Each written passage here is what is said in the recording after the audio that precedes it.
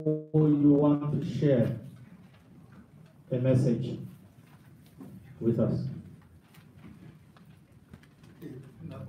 Yes, yes.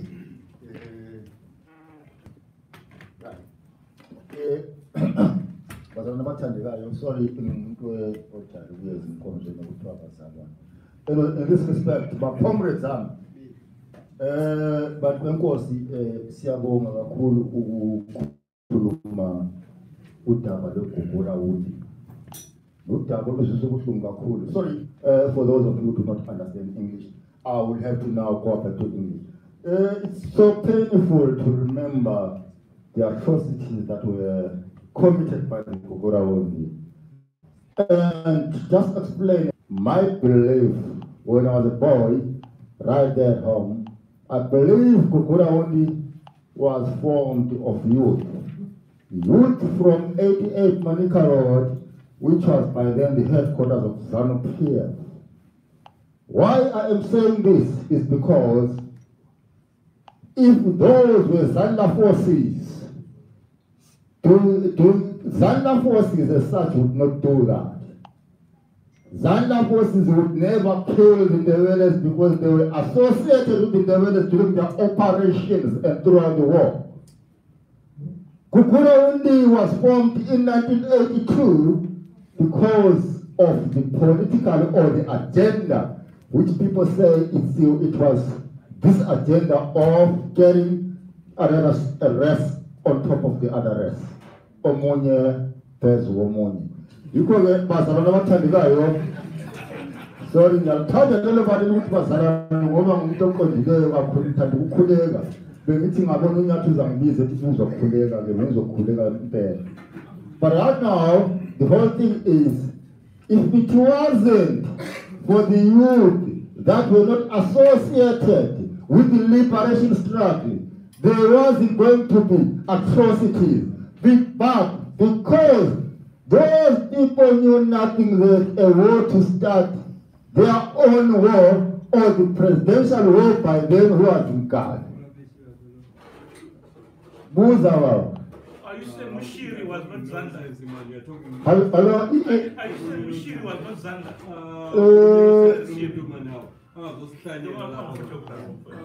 Are you saying Mushiri was not Zanda? The leaders. Anyway, I will not dwell much on that. I'll see Zapelana one ngoba ngiyazi abanye liyaphumphutha mina ngikhuluma lapha ekuphuma khona njalo kasazane kuhle. Sihlobo sami ngiyabonga kamkahlanye ngizahlanya kusasa. Siyabonga kakhulu ukuthi hayi amazanda ngokwawo babe ngabantu abasebedimobilizile. Laba abantu abezukubulala ngabantu ababebatha. Engamkhangele bethatha befoma i-5 brigade. That is why babulala abantu kakhulu. Sinabakhonyana ababengamazanda be-operate emangweni yakithi sonke amaNdebele. So yikho ngizama ukuthi kuhlanganise lokubone bantu benkosi. Lami ke ngangingomunye owahamba la wadamba bukela. Kodwa ke abaningi bawo babengayisibo abaleli inkululeko. Siyabonga.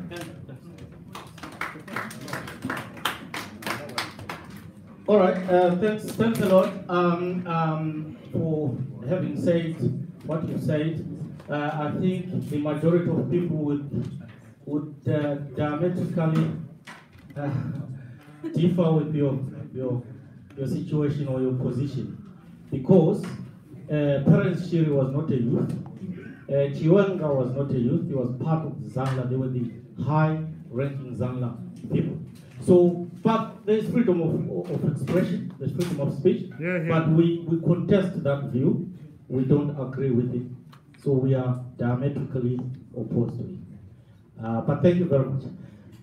Any other person who wishes to come up forward and tell us what they experienced during the genocide? Any other person? Okay, we will then move on to a presentation by. Oh, yes. Sorry, We've got a representative from Borneo, which is in Indonesia, and she wants to share with us her experiences there.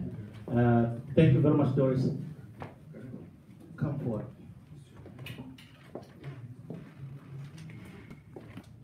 Thank you. Borneo is a entire big island, but I'm not from Indonesia. I'm from Sabah, Sarawak, which is north of Borneo. We are next to Brunei, the richest country. Anyway, I'm not experienced the massacre or anything like that, but my uncle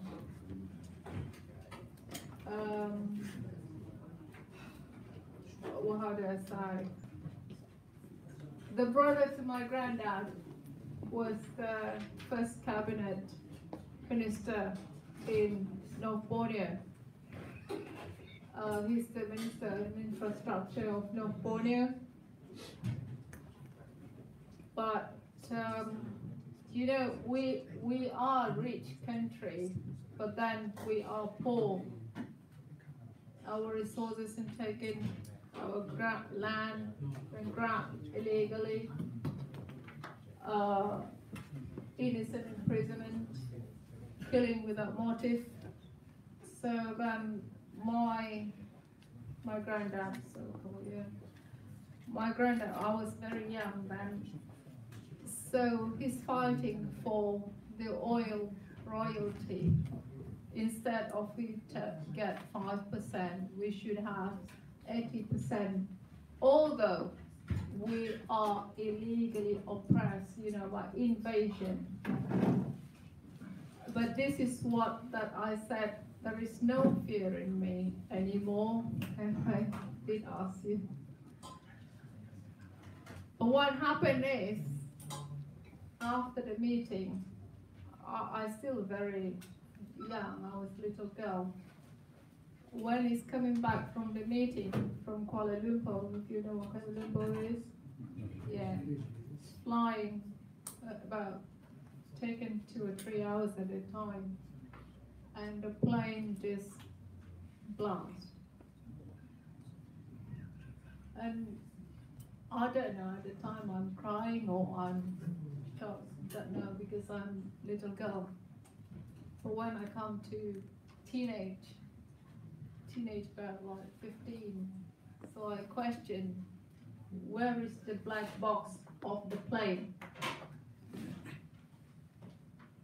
The oppressor government say, we can't find the black box. But it's impossible. Every airplane in the world do have a black box to record everything you said in the aeroplane. But because you're in a school, you can't really say it out or cry it out all. So I wait until I finish my education. I take in advocates, but not that I want to be somebody like president, not like that. But I want to know, where is the black box? Now 55 years, I still cannot get the evidence. Anyway, there is a story that you know how corruption works. So by corruption, it was hidden in one country. I don't want to mention the country. It's not far from Indonesia. So we hire the investigator to get that black box and want to bring to court. If it's not in Malaysian court, any court, Singapore, any outside Malaysia. But the investigator also been killed. And I'm like, what can I do? So when I reach United Kingdom, so I just make myself to be just brave and raise everything that the government do not tell us when we were in school. our history are totally opposite from what my research in National Archives in London and Oxford. So I found the truth of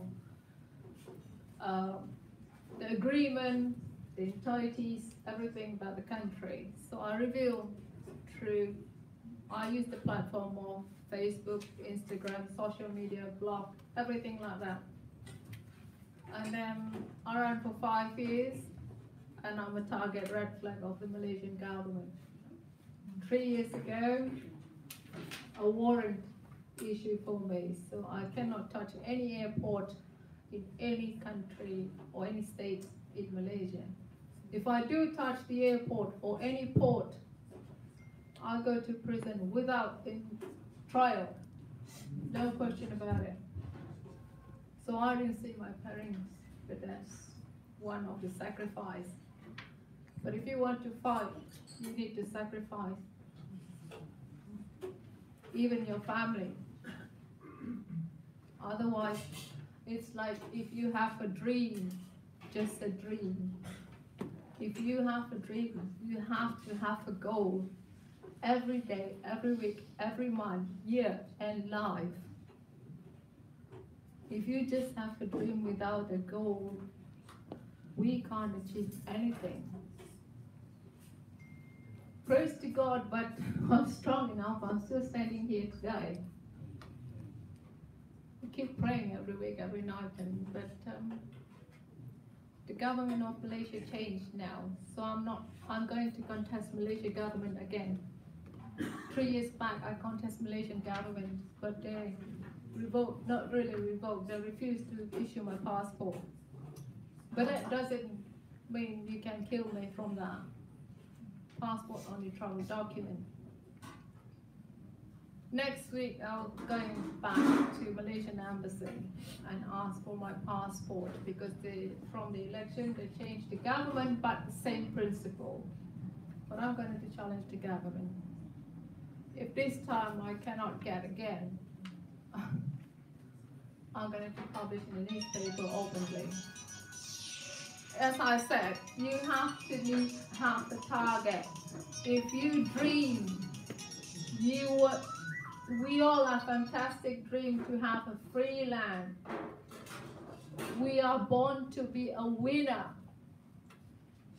We are not born to be a slave. We are not born to be enslaved by someone. We are born to be a winner, and we can win. We must have a goal. And when the gentleman say what's the solution is not just the people in United Kingdom, our people here, but people back home. We have to raise the spirit, let them educate them until they know what you are fighting for. If there's still a stubborn people back home, you have to force yourself, work 24 hours. I'm sleeping 3 hours a day. I go on Skype every week. So probably you can catch my time when I'm online in the middle of the night. So through Skype, we have all this technology now. Use Skype, talk to your people back home, let them understand, tell the truth, everything. Like I said, we need to have a goal every day. One goal we achieve, continue to the weekly goal, and then go to monthly goal, to yearly goal.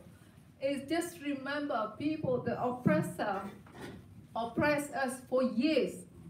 And it's not taking us 5 minutes to take back our country. So I have no more tears to cry. My family gone, is just gone. But mom and dad still alive, but they're under threat of the government. But yeah, keep your goal. keep working with other society, other nation, regardless where I come from, but we have the same similar problems. If you don't work with other people that the same problem, we just like inside the box. Nobody hurt you. You have to make people heard. When I say people, not just your people, but everyone in the world who breathing in this world. Yeah, that's all from me. Thank you.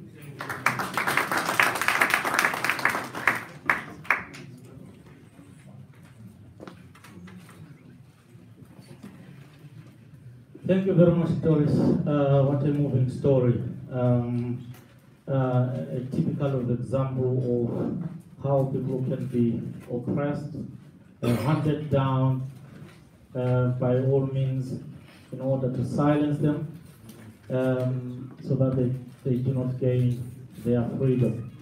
So, very, very important message there, that we cannot operate in an island, basically, which is why we've got to reach out to other nations and work with them together. So thank you very much for that. Let's move on to our first guest speaker, Dr. Admo Chuma. He's gonna talk, if I'm preemptively sort of saying this, about truth and transitional justice and stuff like that. So let's welcome him. Roughly about 20 minutes. Let's get going and then see how we can catch up with the program. Thank you.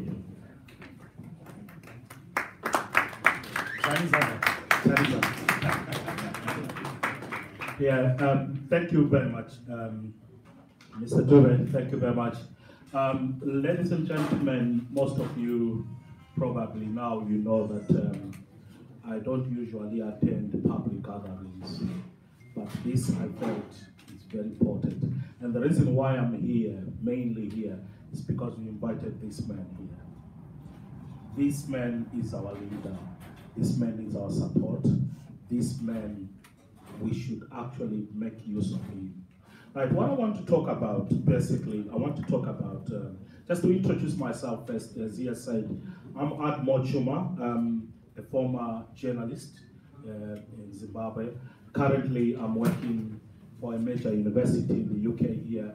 I work as a senior lecturer at the University of Kent and Essex University. I teach social policy, public policy. I'm also working on a project which I'll be presenting on the 29th at the United Nations.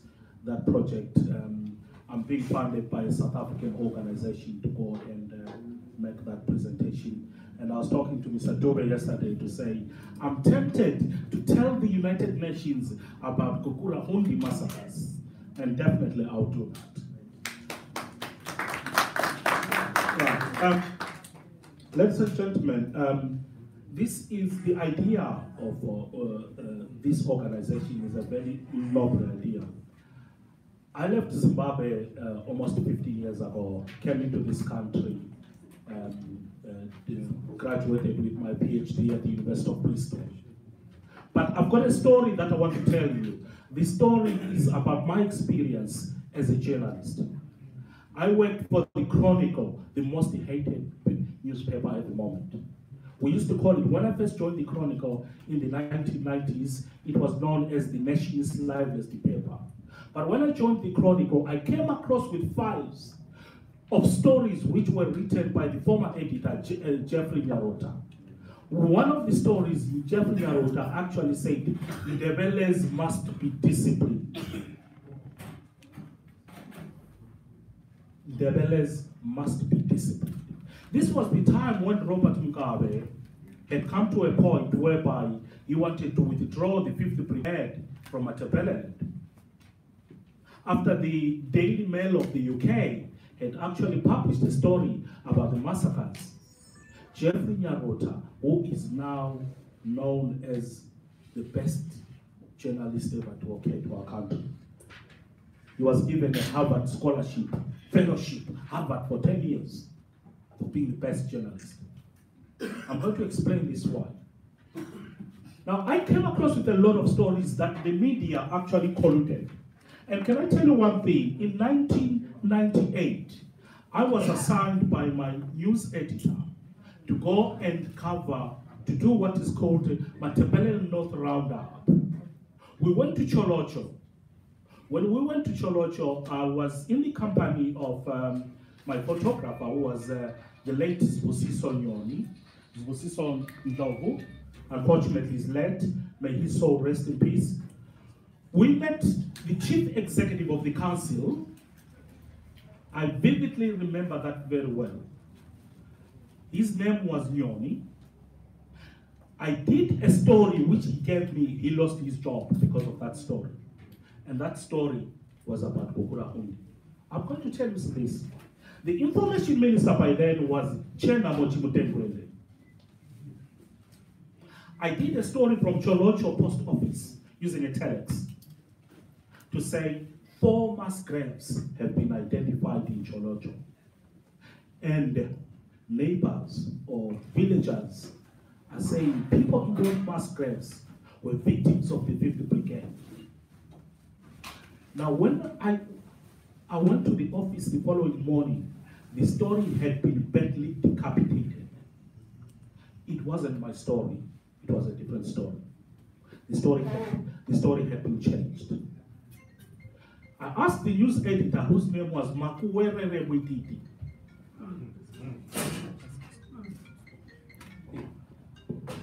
Bakithi siyacela ukuthi siswitcheni off amafoni or siwafake mute so that we operate in an environment that has got respect and dignity for the speakers as well. Thank you.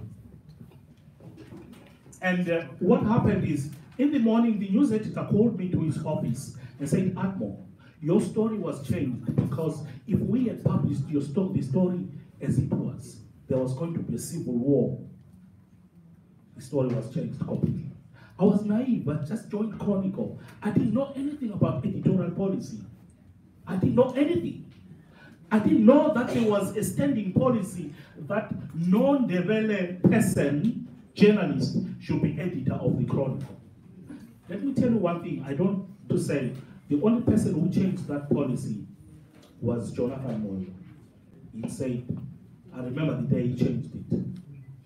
Although he's a controversial character, most of you know that. He's very controversial. Some say he's more Zanu-PF than Robert Mugabe, but at the same time, we don't know who he is. Perhaps the Honorable Mzila can tell us.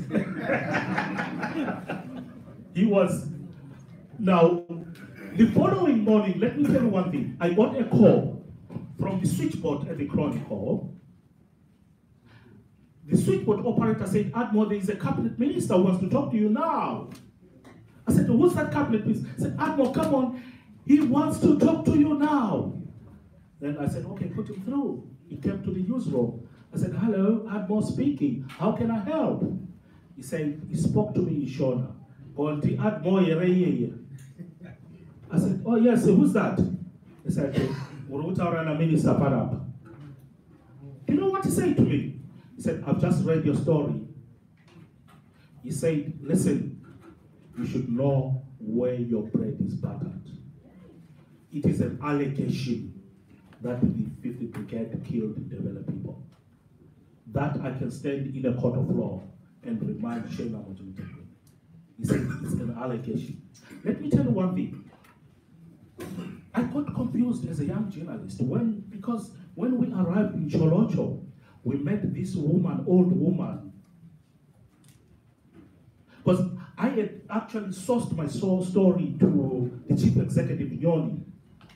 This woman, I remember when she was sitting in a yard, when I identified myself as a journalist, she said, Mtanami, I don't trust you. Before the 5th Brigade came in, it was people driving cars like yours who would come in first, and then the 5th Brigade comes in, they kill us. He said, I said, Mama, when she heard that I was speaking fluent in Ndebele, she said, can you see that pit black toilet there? Go there, I'll meet you there. I could see tears rolling. She looked at me close to 5 minutes. I could see tears rolling. when we went to the Big Blair toilet. As I'm saying, I was naive.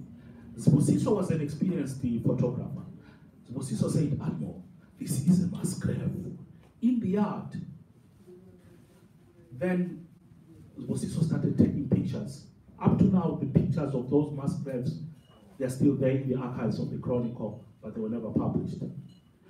And the woman followed us. She said, Tanami, do you know who is here? I said, then I was really becoming human as well. He said, my eldest son is here, my second born is here, my third born is here, their 2 wives are here, and their 2 children are here. I almost cried. And then here is a cabinet minister the following morning telling me that it's an allegation against the 50th Brigade. I felt sad and also confused. And the editor of the Chronicle, who was Stephen Pofu, was on leave. The duty editor was Jonathan Mapenduga. Jonathan Mapenduga called me and said, Admo, you know our story. You want me to lose my job? I said, yes, sir, you did a good job if that's the case. Now, ladies and gentlemen, what I want to say to you is that Robert Mugabe and the administrative machinery that actually presided over the 50th Brigade is prosecutable because they committed systematic crimes against humanity. This was a violation of the Geneva Convention, Additional Protocol of 1977, which states that if you send an army to a particular, whether troubled area, and that army happens to target civilians, you have committed systematic crimes against humanity. And let me tell you something. The issue of the 50th Brigade was not only to exterminate, eliminate the Ndebelens. It was a socio-economic genocide, which was designed to denigrate, to lower, to misrecognize people of the Ndebele origin. This was the idea of the, it was socio-economically, it was designed to make you feel inferior. Look here, if you look at the UK here, I'm in a network of Zimbabwean academics in this country. The best technologist at a British university here is a Ndebele academic from Zilikazi. We would not have got that opportunity if we had stayed in Zimbabwe. This made us, Kukura Hundi made us feel less inferior. We were told that our children are good in jumping border to work in South Africa to border jumpers. We were told that our children were less intelligent than Shonas. Can I make a suggestion to you? My time is running up. I want to make a suggestion that Mugabe is prosecutable. We need a truth commission that will be presided over by an archbishop, a neutral archbishop. That we need to tell our story. Our story has been told by others for a very, very long time. We need to tell our story. This is a serious story. This is a serious thing, ladies and gentlemen. If I ask myself, if we don't sort out things now, what kind of Zimbabwe are we going to hand over to our grandchildren? My son, at some point, when I went to Zimbabwe, he asked me a question. He was 9 years old. He said, Dad, so our grandchildren, they will still ask us, what did we do? Can I make a suggestion in terms of a philosophical approach to transitional justice? Shona people benefited from the persecution of Ndebele people. And therefore, what we need to, we shouldn't be ashamed of that, ladies and gentlemen. We shouldn't be ashamed of that. We should talk about it. What if Emerson Mnangagwa, who unfortunately is a perpetrator, if he's serious about reparative justice in Matabeleland, every obsessively rich Shona should pay a solidarity tax. That solidarity tax should be a kind of a pool fund to develop Matabeleland. Matabeleland is underdeveloped because of the principle of 50th Brigade. The 50th Brigade was kind of a multidimensional agenda, pre-planned agenda to exterminate, to destroy, to that is why it was so. It's in depth. Let me tell you one thing. Can I say this? Please don't feel offended. I'm going to say something which is very serious.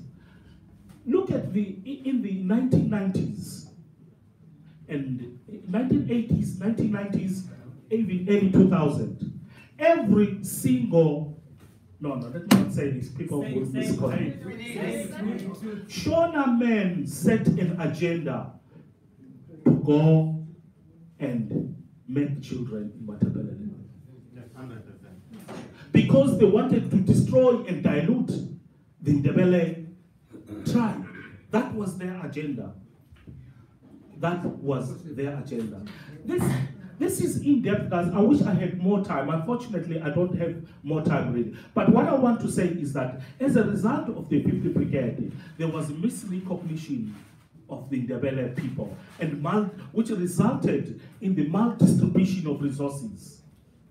For example, I worked for the Chronicle. The Chronicle will make more money than the Herald, but the reporter who is in the same level with me at the Herald will be getting much more money than me. The Chronicle was actually, at my time, not by now, because they are nothing now, at my time, used to subsidize the Herald. This is how sad. This is a very depressing story. And once again, before I conclude, I'm so much indebted to Mr. Mzila. Mr. Mzila contributed to what I am today, and I wouldn't be a senior lecturer at the UK State Best University. It's because of people like them. Thank you very much.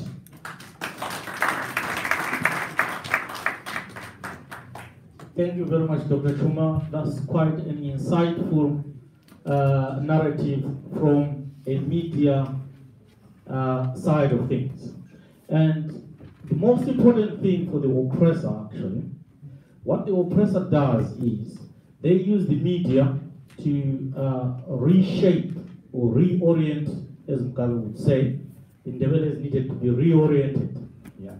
So the media becomes the focal point in as much as the language becomes the focal point to destroy a people.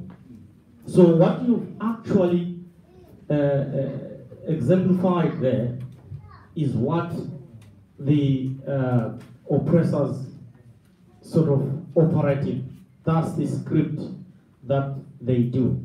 That's the pedagogy, the methods that they use to actually either silence, oppress, or ensure that people wallow in ignorance, basically.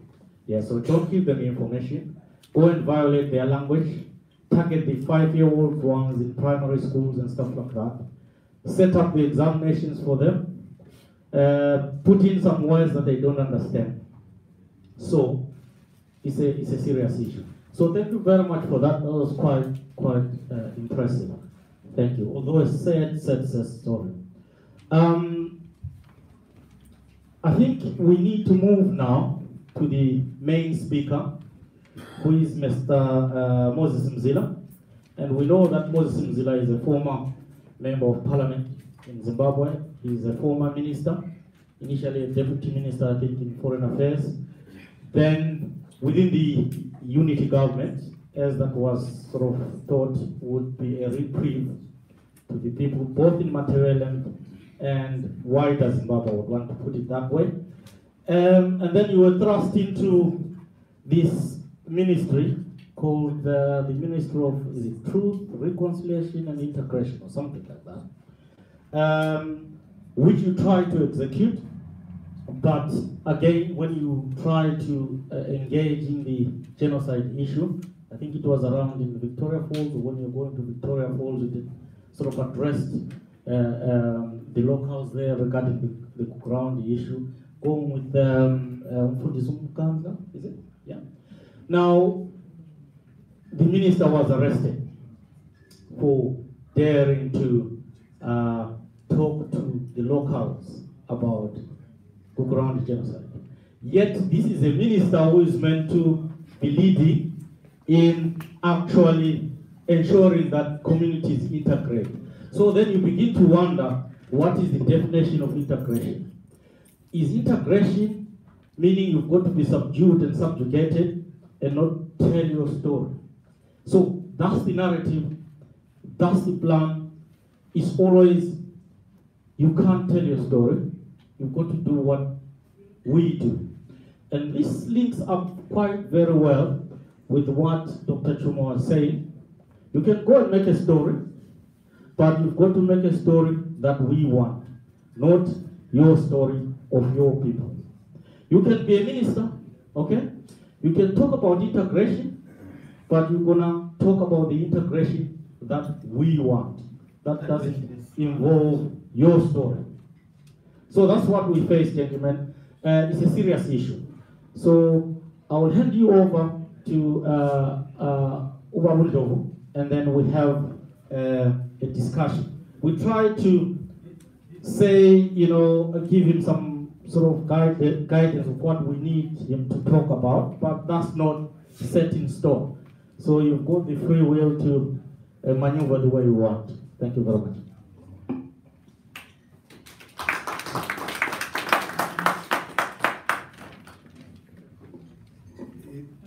Ngiyabonga kakhulu Baba Dube ukunika leli thuba ukuthi lami ngingezelele osekukhulunyiwe ikakhulu ngibaba Chuma uManimani, especially regarding his experiences as a journalist vis-a-vis the areas that he strayed into the Kukula issue without quite understanding that it was a forbidden territory for a journalist to in fact stray into such areas. But I'm so happy for him that he had beautiful lessons. He learned it well. And that then constructs his understanding of the possibilities that can be done, or the possibilities, or the impossibilities, or things that cannot happen as long as ZANU-PF and the Shona hegemonist people who are so anti-Ndebele, anti-Matebele, and anti-everything that has to do with the state before 1893. And so, your experiences are invaluable, Babuchum. Thank you. It is these experiences that you come face to face with that help you to grow intellectually, to gain that greater incisive understanding of the task at hand. So when sometimes we look back on our painful experiences, we tend to regret. Please, can we turn this around to say your painful experiences, painful as they were, they become so useful in helping you to grow, to understand, and to come to terms with that spiritually, morally, even physically, you begin to understand. Because it is only when you understand this that you can begin to look for answers. And my challenge to Babu Chuma is, what is it that we can do, Chuma, within the media fraternity, particularly as a highly educated person, and I'm humbled to learn that the little stupid hailing that I like doing in the streets would have propelled you to be where you are. I thought I was just abusing a friend, but little did I know that I'm actually catapulting this young person to greater heights in life. And I'm actually, you know, touched to have to share this platform with you when you have excelled so much academically in the area that evokes those memories that you are saying in your on-the-job training. That's what it says to me. You were on-the-job training as a media practitioner, and you realized, you discovered it. I'm an educationist, by the way. That's the other, and I have so many students here. Car. Yes. That one there, that X not leave. That one, that one, that one. There are so many. But you see, your problem is that you're selectively decided to come alone. You should have brought in people who don't know what it is that you're doing. So I'm saying the challenge to you is that as we rub shoulders together here, whether you are there or you are this side, the question that should be uppermost in our minds: how do we move on from here to make this case bigger and greater, not to be ignored? So that in future, whether it's here you gather, how frequently you do it, but the question that we need to speak to is the question of how to take this case to greater heights, so that ultimately we begin to drift towards the resolution of the Gukuraundi genocide. Because we don't want to live perpetually a complaining life. We want to resolve these things so that our lives can continue, normally like anyone else. As it is, we are traumatized psychologically. We have no answers to the reason why Robert Mugabe and his cohorts, and I hope you record that, and they must hear this. I don't care what they do to me, to you, and what have you.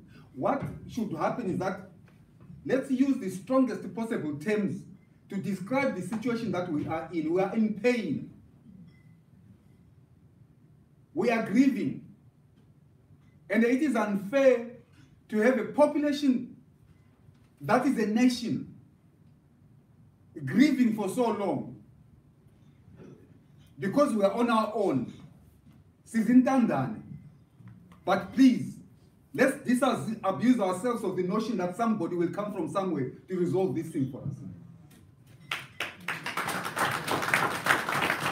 It is important that we regard this step as one of the first major steps to empower ourselves in the direction of mobilization. We mobilize ourselves, convince our fellow Matabeleland people that it is possible to achieve justice. Let's be passionate about it. Let's spread the message. And say, so that we breathe. Sorry, Doris, I shall not translate that.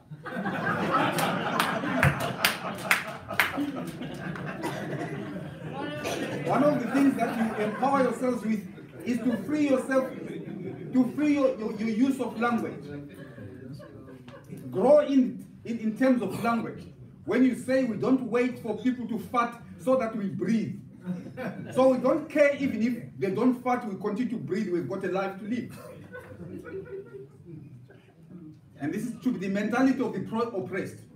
If you are oppressed, look for ways of freeing yourself. Anyway, that's a prelude. I was introducing this so that I connect with what Ubabuchuma was saying. And connect with the subject matter under discussion. The Gukuraundi genocide. Now, who am I in this whole configuration of voices and demands for justice? I'm just an ordinary person from Tewane, neighborhood Gwambe, our villages, where Ubaba Uhavan and Pof comes from. It saddens me to see such young people whose lives have been wrecked by Robert Mugabe, an elderly, scrawny, skinny, concocted person, because he is not a real person, he is concocted. To be so vile and be so cruel as to crush the lives of his forefathers, his fathers, and himself, and his children. Because this is what Gukuraundi is all about. It is not individualized. It is transgenerational. So the challenge before us is, how do you then make sure that the pain of the Gukuraundi ends with us here? It's not translated to the young baby that I saw.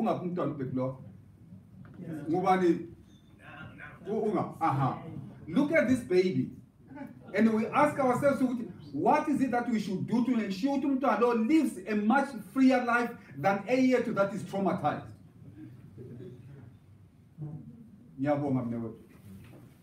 So these are the challenges that we have. So the size of this project, and these words I directed them to the organizers, the 1893. And let me say this before I go far, that the challenge is not so much about how you mobilize and grow 1983. The challenge is, how do you recognize those other people who are doing other things elsewhere in line with what we are doing? So that we become more inclusive than exclusionist, where you are saying it's about me, my group. It is not about you and your group. It is about us. Tina want to Matabeleland. That's where the major division is. Ibabo, Mandere, Isusu Mashon, who is not the ones who coined this. Momkabe, who coined this when they broke away from ZAPU. They coined it in tribal division as an inheritance from Ian Douglas Smith. Divide the black and white people and rule them. Mugabe inherited it in 1980 and divided Amashon and Amandebele. And in any case, ever since 1963, that's what they're working towards, dividing Abantu as if they knew they will eventually rule. So it will be easier to rule a divided people. The tragedy is that Abantu Emashonale don't want to concede. The fact that Kukura was a tribally motivated thing. Forget about destroying ZAPU. I'm sorry, the ZAPU. Forget about that. I can argue until cows come home that this issue was not just about destroying ZAPU. If it was about destroying ZAPU, why are the miseries of the Kukura still with us today? Why did it not end in 1987? In any case, the Kukura operatives said it to us, said it to him, Ababekona. Silibulalela ukuthi la tshontsha inkomo zababa omkhulu bethu. Ungabuza ukuthi lo nguplensi ngubani, they could not answer. La tshontsha lokhu zenaba okhona bathatha logogo bethu ababebahle babe izibomvana. Wabathe ukuthi umfazi ngaba isibomva namuntu kweli labanye ubani. Ungabuza ukuthi ngubani wayithiwa ngumabani owathathwa ngukhokho wami ngokuthi yona wabuye vele mina nowazake ngiye eGoli mina ngivele emapungubwe lapha ngikhala ngale lokuzela le mapungubwe i-civilized empire ema-1000. That's my background. So how do I then inherit this? It is not true. But this is a created ideological slant that is meant to empower them and disempower you to accuse you. And at this point, we need to explain the word dissident was coined because for our friends' sake. The word dissident, you've been hearing it coming out from the various presenters. Including MDC. It is the word that was used in 1983 to describe those that were anti-ZANU or un-ZANU. And the word eventually, though in civilized societies, dissent is not a hateable thing. Dissent is an acceptable thing. But in our context, dissent meant that you were anti-society, you were anti-ZANU PF, you were anti-Zimbabwe. So it was not confined to the few who were hounded out of the united three armies, the Zipra, Zanda, and the Rhodesian army. The word in fact referred to every person from Matabeleland. Whether you were old, you were young, you were a baby, you were a dissident. Or unborn. Or unborn, you were a dissident. Or still in the planning process, you were a dissident. So a dissident will bear other dissidents. And that is why the killing rate was so high. The idea was that make sure that they don't produce much of other dissidents. If this investigation were to be done, and we come out with the true figure of the people of Matabeleland who were slaughtered by Robert Mugabe, do you know that the population of Matabeleland now could be 10 times, 15 times, 20 times what it is now? Yes. And those who do mathematics, they can tell us about progression to say, if you start with a figure, times the figure will treble, quadruple, and so forth and so forth. As long as there's a regenerational element in that figure. Now, we've been robbed of our human resources. And we are saying, while we cannot compensate those figures, we are saying the dead people, the wounded people, emotionally, physically, the living and the dead, deserve justice. This is my starting point. So, allow me to go back now so that at least I don't take too much time. I become so passionate about the Kukura Uniguti. I don't think it's a subject that we can deal with in a hurried manner. I think it is important that we do share this, and it must sink in our heads, in our minds, and our souls. Or the magnitude of this case, in fact, is bigger than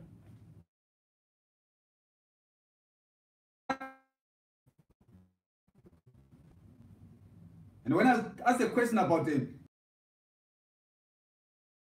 faculties with sort of strength as Omagwala. We are sons and daughters of heroes. And this is what exactly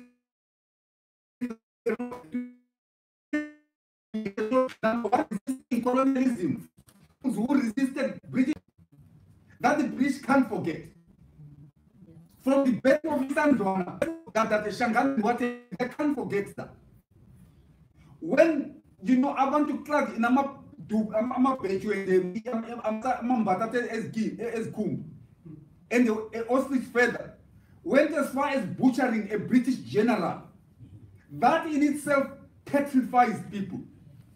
So you must know that your background, in fact, it instills terror in the minds of people to say, what kind of a people will stand up to a Maxim gun, automatic?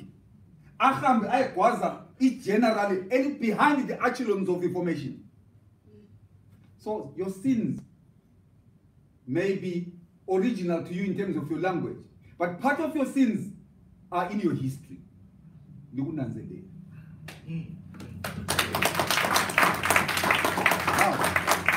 when it is an original sin, you can't wash it away into innocent color. I would wash it off.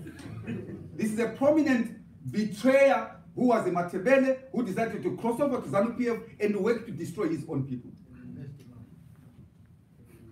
Now, I think finally I come back to myself, and I'm going to be quick this time, because the information, okay, the information, if you want it on my Facebook wall, there is everything about me, Moses Mzilandrov, please, Sesi Klarabu, space age.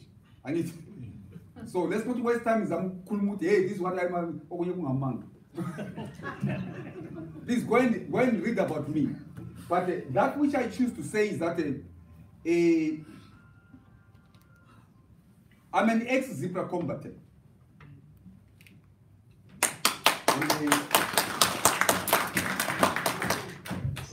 Went to fight for independence, leaving my students in class. Some of them are here. I left them in class. Went to train as Zebra, and I'm proud of it. And I know what we do. The turning point in the struggle for this country was done by people that I know, and I know myself where I was at that point. And I've said it at fora, in Brussels, at the European Parliament, in all other conferences where I have a chance to speak. I'll say that, look, I have no regrets. I may be MDC, and this is why MDC people began to hate me. Because of credentials.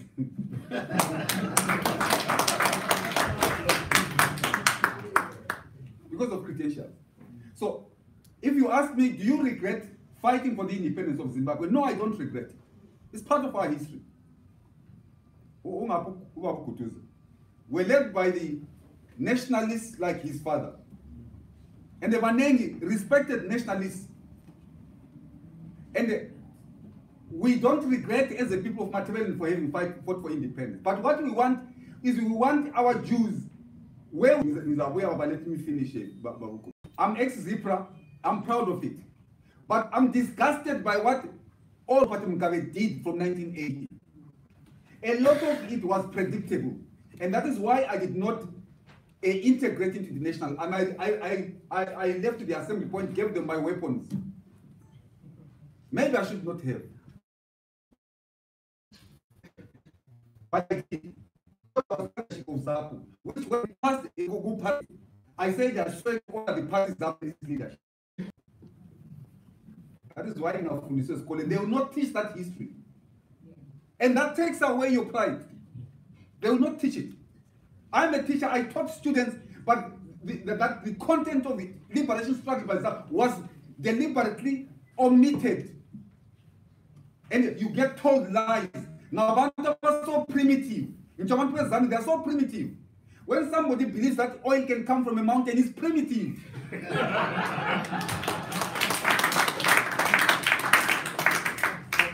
But somebody, 15 years later, primitive steals from the state. So that I want to beg. They divide, they kill people. They loot. So that I want to beg. They divide, they kill people. They loot. They are primitive. They don't understand that what you are destroying now is what you need tomorrow. So if you understand that ZANU and its leadership are a primitive group of people, and nothing can be done to rescue them from that primitivity. They are simply primitive by nature, they will remain so until they watch over the Kukula. This is what will end the primitiveness when they get arrested. Now you are saying the lineup, Yabantu ZANU, responsible for the crimes in Matabeleland, starting with Umugabe. So don't worry about the way they've been changing power. That's the culture of ZANU PF. About how power is transferred from one hand to another. What you should worry about is that the same people who are responsible for Kukura are actually handing over power from Gabe to Mnangagwa to parents. Is clear to Chiwenga and what have you. So what are the prospects of you ever witnessing a resolution of this case? But they are clear about what they are doing. So, as it telling Lapana, any one of them, let's not be misled, let's not allow one to begin the corner. I know Muchalo, Utena, into Kukura with this water under the bridge. Limchalo Ganina.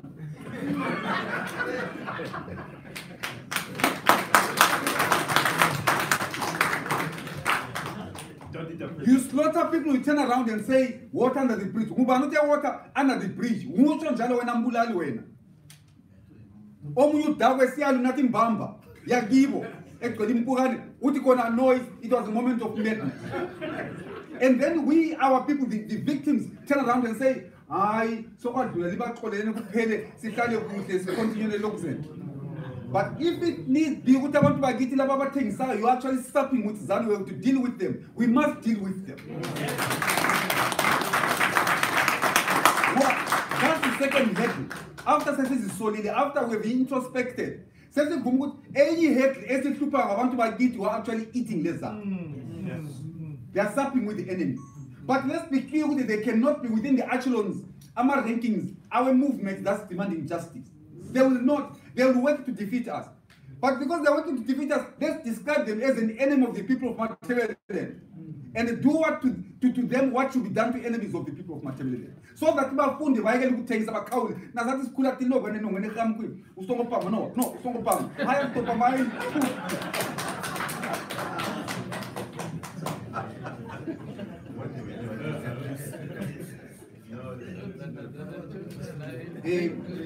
Much about my intentions, my convictions about liberty in Zimbabwe, but I did not get what I had fought for. And I'm part of this group as Zimbabwe. We did not.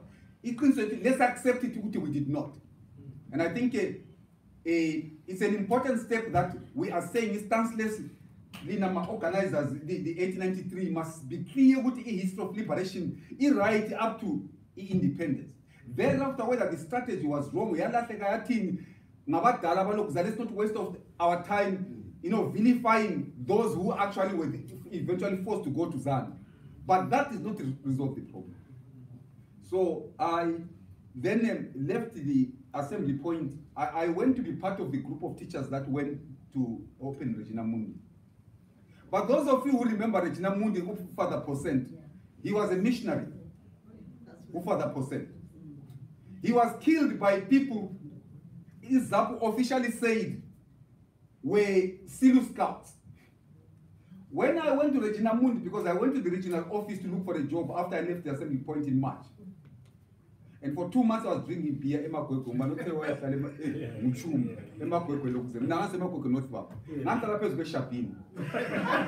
would have my breakfast in the Shabin for 2 months and go to bed near Larangas and Tagio. And I'm telling you this so that you understand the impact, the effect of trauma. That war traumatizes you. I had to rehabilitate myself. But I went to look for a job at the post office, regional education office. There was an education officer called the Rada Mayor. He was in charge of mathematics. Some of you would remember him. So when he asked me, where have you been these years? I said I was in Ghana studying. Say, do you want to go to Regina Mundi? I said, oh yes, sure, I'll go. They said, there's a sister editor who is going there, please join her. I joined sister editor and a few other people, Sister Theophora, Sister Ban. But I came face to face with the Father Percent matter. Yeah? So we opened that school. Why I'm telling you is that in 1980, one of my best friends that I had in the war was in the commissariat department of Zipra, called Dan Duve. He demobilized as well, but went to join ALCO, the African Lumber Company, to finish up his apprenticeship. So I was at Regina Mundi, he was at Gwai Sawmill, about 2-3 kilometers. Those who know the area was paid. I want to check what you say. Okay, okay. Now this is important. But every single story that I tell you is for a reason. Please find out what is the reason. If I forget, from about June, what is May, June, when you opened the second table, that's where I went, to about September, Uden had disappeared. My friend, what disappeared? And you know what the disappearance was one of the methods that ZANU-PF was using. He disappeared. His remains were found between St. Igwai and St. Luke's on a road called Somgoro. Those who know that area. After some 3, 4, 5 months. So it was Nyamazali Kandala Panama, Nyaolula Panilox, and Munela Pan and so forth. Up to today, it's unknown who to look at. But what I do know, Minawuti, his girlfriend, wife, and say primary. And I've actually written an account of this story and archived it. Wasale iwito.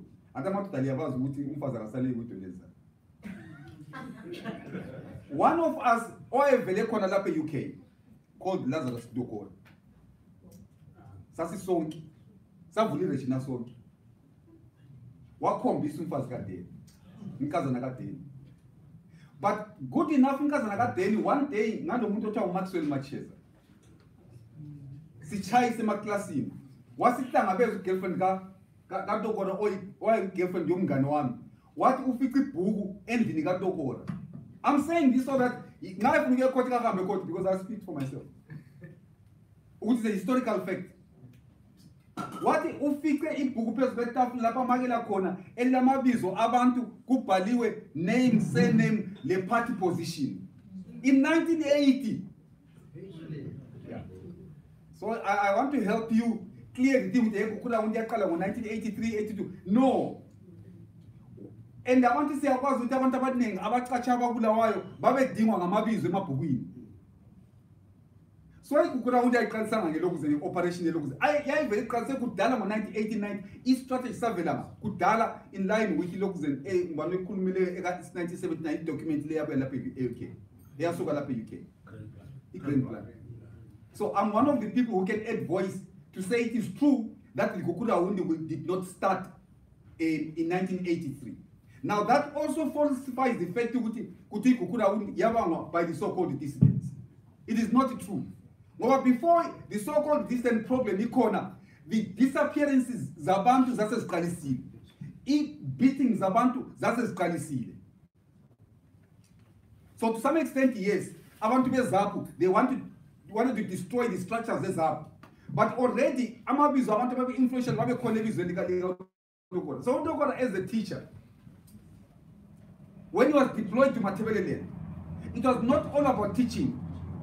It was about compiling ibizo lama activists abantu abangama leaders Zapu and the influential people within the communities. Now let's go further and say it means this plan was extended to other districts. Whether you go to Bike Bridge, you go to Vungu, you go to Victoria Falls, you go to Dete, what have you, that was the case. And that is why the skimming of Abantu Bagiti, Abaku leadership position was so swift and effective. Now I'm saying this so that it is important for us to understand the origins of Kukura. They don't lie with the so-called dissidents. My second point is that when I lost Mkoya Naami, Elope Mula West, Uskoke, Abanyaba Mazempin. Satisfactory Liloeni, what to Chumuto Mutambolenyo. And Mazi, what I would tell instructor, MMBeshe, one of the bases near the Zambezla. Waqa suka sabantu nxa besevukudla wena faka inyama la so sembuza abantu kathi sehlanya yini to hayi kahlali vele wenza so yilokhu ungukhansela khona lokhu ziyahlupha abantu nguyodla kakhulu emfeni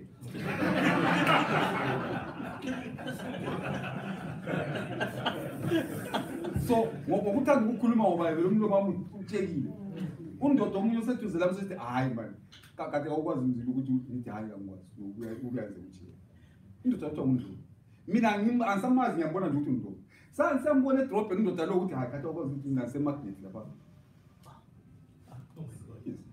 imagnet yi-office i-building yathengwa yithi amazipra but soku-operator i-Central Intelligence Organization uthi hayi undoda lona siyamazi ngomunye wabantu ababechiza igqoko zobudisident egangeni ezehola imali emagnet house.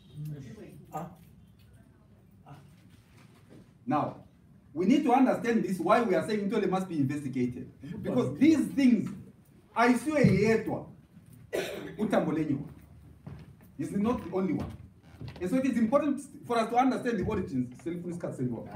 Okay, to understand the origins of this thing, and the interest effectual singaphumputhi kukhanya banengi ababebuya bezathatha imali yibo abantu abesithi nxa bengafika ekhaya bathi khona libone ngapha amalokuzeni amasotsha abantu bathi siphekele baphekele ukuthi asilambe over beqeda ukudla besuka behamba amasotsha sefikile. Is the same unit of people ba operator bonke, and whether you go to ilokuzeni kind region Rohingya, it's the same system, same modus operandi. They have to create this artificial reason for doing what they are doing. Genocide, there is an identical modus operandi, invariably the same way of doing things. Uzokuthi plane has just exploded in mid-air. Same thing. That which sparked the war in Rwanda, and the genocide in Rwanda. Something spectacular must happen around it. So we are saying each genocide here is genocide because there are features that are identical to the features of other genocides committed elsewhere. Now, what did I see? I then had a housing when there's this conjolozela kunombaba ukhuluma ukonjolozela ukuthi bavuka bekonjolozela lami ngikhona lapha na ukonjolozela. So ngingutitsha ngachacha ngeThai, that's why lakathe siloku ngibopha iThai. Akula muntu ongacabangela ukuthi ngangiterrorist ngibopha iThai kahle. Ngisese lenyamanyana kancane ngihenisa. But ngakonjolozela bazathusha endlini. Bathi khona isingabi isithupha. Ngathatha isithupha sezenge. Ngabanika bathi khona tell us give us your ID number. Ngase mphambanisa mina ngangiclaim inumber lana engangiclaimile nsempini seyilathi isithupha sami ukuthi angisolo decision anymore. Ngase ndithi P34139 that ungacheck ePlum Closens ukuthi isithupha sami esika 1975 sasibhalwe P3 that was my number. Ngamnika sona, that was my crime. Wangichaya ngesando la ekhanda ngathi ngawa luckily ngangiqamela umduli uthe ngichaya ngawa angichaya ngaphansi ngekhanda. But in sense yapapa ukuthi sebehambile but clear fridge of all the drinks as called. But up to today that bag yesando ingipha headache continuously. Ngahamba ku Nicholas Ndebele uDr. Oigalen House benzi x-ray but one of the small bone parts of your skull depressor, so it puts pressure on your brain. That is why, and nothing can be done now for operation, but the operation is expensive. How much chance of survival are slim. So I chose to stay with it. I live with it. My mother in 1984 during the curfew. A victim of polio, Dubelo innocent kala, babi zirali, South Nata. Do the Lagini looks the Bakan. But they can't see the end the business center. Babe Fagimotas are much social to collect people from the various villages who I want to buy a my wife is handicapped. So I want to not do the same Hamba, Behamba, Bekaruton, Hamba Mamba. Bam victim my make is in a pansy, West Plata some mango, is asking tunes and Mzinwagit. But in a cocoon, the Hamba, they lose them. wathi hayi ngiyagula unyawo loluvela ubuhlungu ngehle kuhamba bathi okay akazuzu kubuhlungu bonyawo balutwista umuntu omdala uyakukhangele ngapha nxa udonsa umuntu omdala ongumama. But I'm saying, compared with other things that engizaziyo, my testimonies angakhulunywa khona, it's not ngoba wasila. It's hit me as a family member. Like all of us here have stories to tell. In fact, a few months earlier, last born son Owen Landela, last born Yangagiti, Ochong Manda. When I demobilized, when he integrated into the army, Part3, Iguanda, Babekamba his families. The same thing. Abanei, Babekamba his families. So Zakamba lad. Don't be Laham. Smakulule, He got killed after a skirmish is Konmara. But the spacer, they were ambushed, they got killed. Baba Tatamanta Banaba emotionally, Ewangi. Batamanta Babule, Bafe, the second Moten. Bebe rob stole. And I'm a camouflage and everything, but I see a lot of fire as the permanent. Be combat. So I'm saying, surely this thing could not have been looking for dissidents if they're killing soldiers. In some of these testimonies, you hear this soldier, oh mama, narrating how when she was pregnant, her husband was actually taken away from her.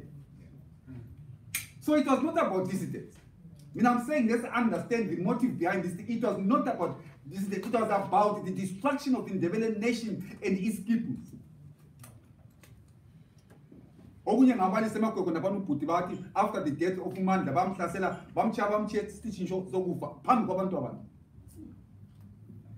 now saying I then became active under the cover by MDC. I had two enemies. We MDC leadership, Laguzan. But this is what I found out in MDC. It was only temporary and I knew. I went to Endelto in Guanyana in Part3. I met this woman in about 8 that's to see particularly MDC. I have no regrets again. Because it helped me to make progress in terms of this demand. So when we introduced ourselves to this woman, I said, there's a huge mopani tree in front of a yard, but you know how to be planted with the Bayakanjan when I was 7 years old. Beautiful homestead. Satala Konapostella man set new woman. Umamalo Uti. Ubizum Umtano about 18, 19. Utkona, Wiala, Esi the Kume Kumen Kona Panat Kona. Can you see this boy? Yeah. This boy was conceived under this tree. My husband was made to sit against this tree and he tied on the tree. And I was raised by more than 10 men in front of my husband. This is what I came across. These are the things that strengthen me in my demand for justice. You can't hear such horrendous stories and remain indifferent. You can't. You have to be, even animals. They do the same. You can't. So what are we to be compared with if we can't be, motivated by hearing these things? Mina nchuti kwani strengthena. Ngakhetha ukuthi ngiyachiya utitshala. Ngathi ngakuchiya akumangalisi. Khonapho sengu MP another issue ngayo benjelo omunye ubaba ukuthi kule mass grave eselupani eSt Paul. I know every single detail ngayo. Ila abantu abangu 50 phakathi.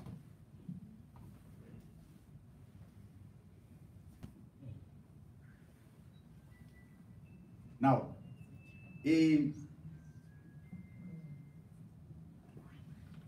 said MP. So when I then was given this assignment in Okan for National Healing, we get invited, me, Johnny Komo, and Sekai Hole, to come to Siloane Primary School, to commemorate World Peace Day. So, what you do, go through the normal processes of actually clearing yourself as a cabinet minister, which you are humble, you are traveling. And on the day that you were supposed to travel, I phoned John Komo. John Komo said, Mzila, Aniko, I won't be able to make it. Mama Sekai, no, he said bilingual. I won't make it in Mzila. for a moment, what's happening? So I decided I'll go alone. I go alone, near figure on some activist, a political activist, or civic society. See a figure. I'm not going to tell you the rest of the stories, that's why it's so interesting. So is cutting over. It's a church organized Luton commemoration. But like I'm a Roman Catholic, and so forth, in their slow Luton, but they are so meticulous.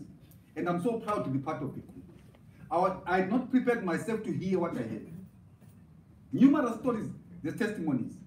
But one that really hit me hard was about this woman who says, when a minister. I'm not as old as you think I am. If you're a woman, but this is how it happened. Some becomes in Wagiti, 11 years, something with 13 in that home. Mama, what that there's me slow. Some Valene Namakukura wound. In the abortion, you waila. Wala itwa. Kute upata collapse. Antabana ngasi fulela siyafaka kuzigodo elokuzeni lokesi kuborela ecine kothunga. Wakhaba part of umduli lapha emekho umntwana. Wawa that portion of umduli kayiwela ngaphakathi yawela phandle la wayakuwela phandle. Waphuma esebhebha umntwana oyinkazana.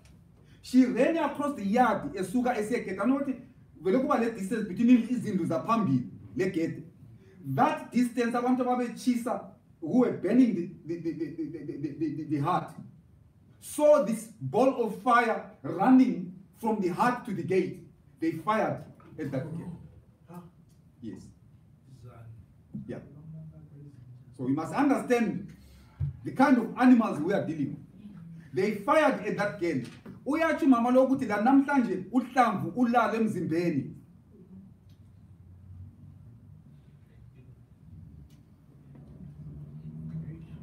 Wawela phansi bacabanga ukuthi ufile wagicika bethi we are fighting esicisha ngelokuzela. That's how she survived. An 11-year-old girl. How does an 11-year-old girl look like an armed bandit?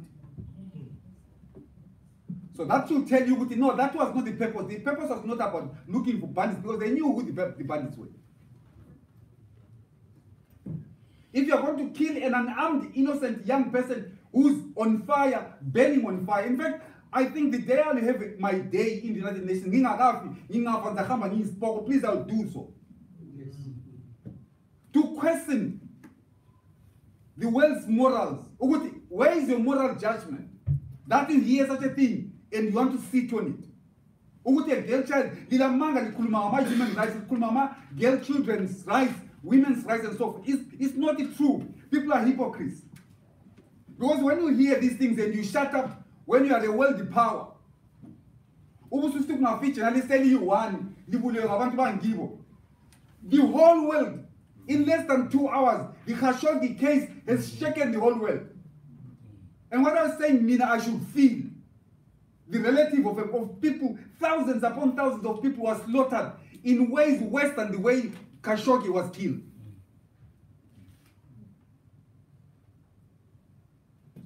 And so I thought this is my time to share with you the testimonies of what I heard, the testimonies of what I do know.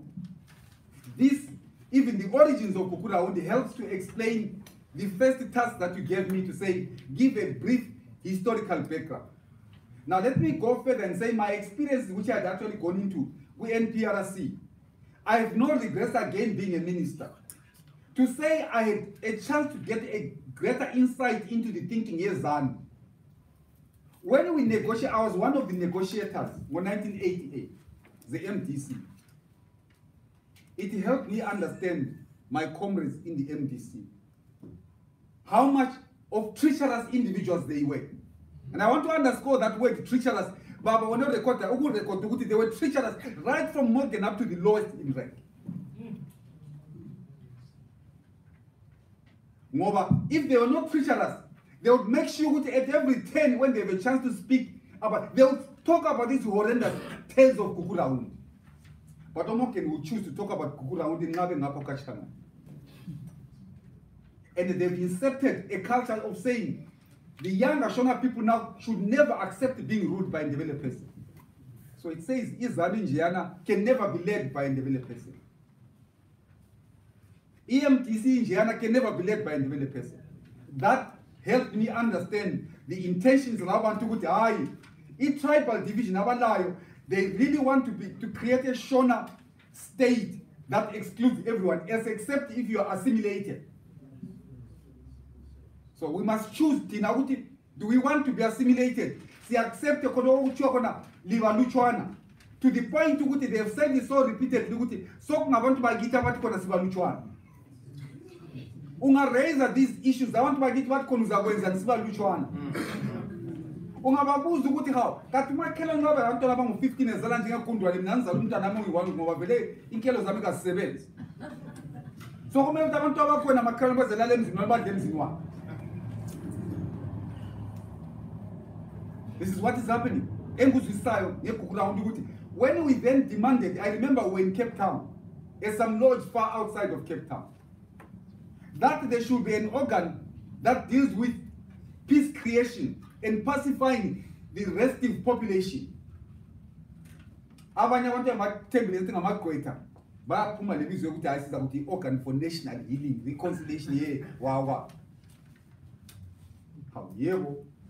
Okay, so what should we do? In mandate, in terms of reference for this organ, local is going to peace locals. To go and ask them exactly what it is that they think should be done to heal them. So, say our constitution. Unfortunately, that the MDC seconded to the organ, Gibson's one that then died, our vice president. That's what then had me going there to replace him. And that's when Grace, all hell broke loose. John Como, my late leader, or what the campaign a plums a Madame Woods. What are Umzilla drive or because I want to actually let the look drive or looks at. But even Jella got about cutting come on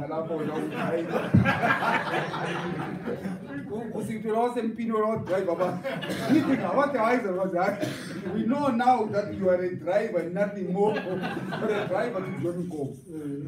But what I'm telling you this one is that when I then got to the organ and there was this official introduction by John Ko, the man makes a 180-degree turnaround. And he says to the staff, the majority of whom are all CIO operatives. Now I could smell CIO. This man comes into politics through the front door. He is not coming to politics through the back door. Because if it was not for him, I would have died in Lusaka at a place called Wex. And that was true. If it was not for me, he could have died. And I remember the aeroplanes that were cleaning out of the air, some of them came from here. All the things that were making noise in the air, we cleaned them out.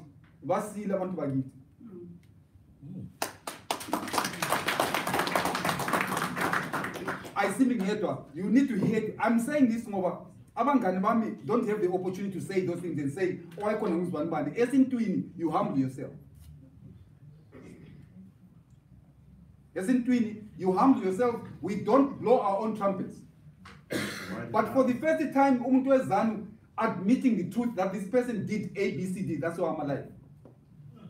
But that was not enough to stop them from persecuting me after I attended that Silwane commemoration.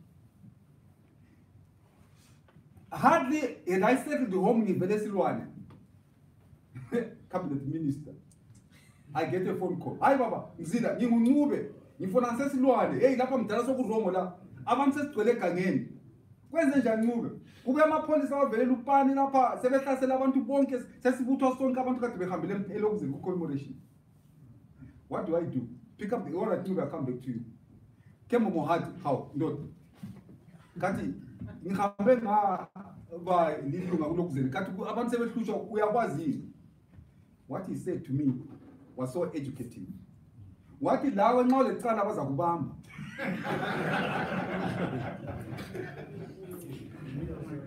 So I had another invitation in Victoria Falls by an organization okuthiwa iChisi Uluntu abavele kufollow sabangabe bayazi organization there, to come and be part of the discussion. And I then left Bulawa early in the morning. When I got to the site where there's Luton State University now, I see a lot block. I'm thinking, I know. I'm going to look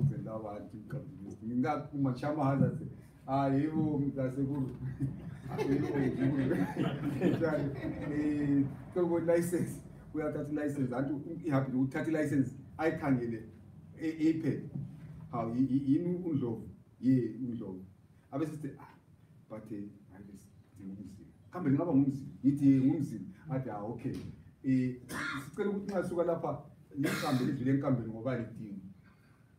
Polite arrest. Different from the way I've been arrested in 2001. Polite arrest. What could be happening? Should we put a police detail to accompany him?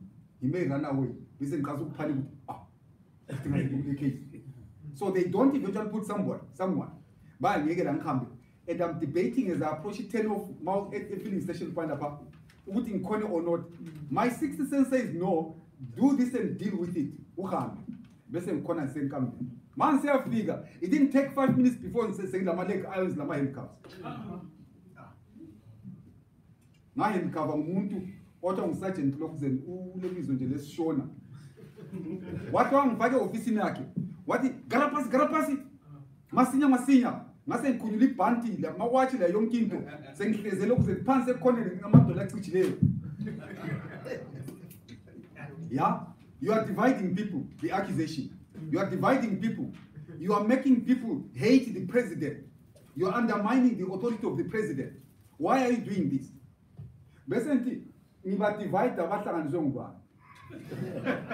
Sometimes the arrogance pays. I'm asking this person in my, if you want, it's called the territorial advantage. All man does was I used to teach them about this. When you are a teacher, you have territorial advantage by sitting in front with a territorial advantage. So, we are Muslims. He's saying, why are you? The man is shocked, saying, I'm a narrow. Hardly when he says that 4 more policemen come in. I bet no. And you say mean, don't. That's the interrogation team. They interrogated me for 6 hours non-stop. Sitshela ukuthi ungubani wasempini othekisa ovela amakhiwa ukuyempini ulamanga bonke abantu abasempini they are in ZANU. And you can imagine how I feel about knowing my heroic deeds and what the insult that I'm having to endure. But I was there for 3 days, no food. Kwakula muntu MDC othiwa nguPhiri eLupane ngaso siya eMasinyane ungakhe kwaba ngumkhansela those kukhuluma amabizo so that you can identify abantu. UmkaPhiri would bring sebezulu ukuthi umzila ubotshiwe, they would bring food to the gate. Amapholisa bathathe bafika bachithe ngale babuye bamnika umgani bathi udlile. I hear these things after the case. How can you say, oh no, we're bringing food every day? But no, we're bringing food. And the police will take it. But it's stupid. It's stupid one. But I say, nigga. But figure right here, no water, 3-4 days, no water, no food. These are some of the things that should strengthen you, not to weaken you. When your enemy treats you like that, it tells you what he is paid by the stance you have taken. I went through the courts. As you were saying, I'm confirming what you're saying. He was detained in Lupan, not as the news day reported it. Father Malcolm Kanda was detained in Lupan, in Cholosho. So later on, in order to go to Wanke Magistrate Court. And it was at this Magistrate Court when we were forced to go through from the backyard, back side of the court. There's a steep staircase where I was hitting a bat, Yom Popo, to say Famba, Manya. See, Manya, we were leg armed together and handcuffed together.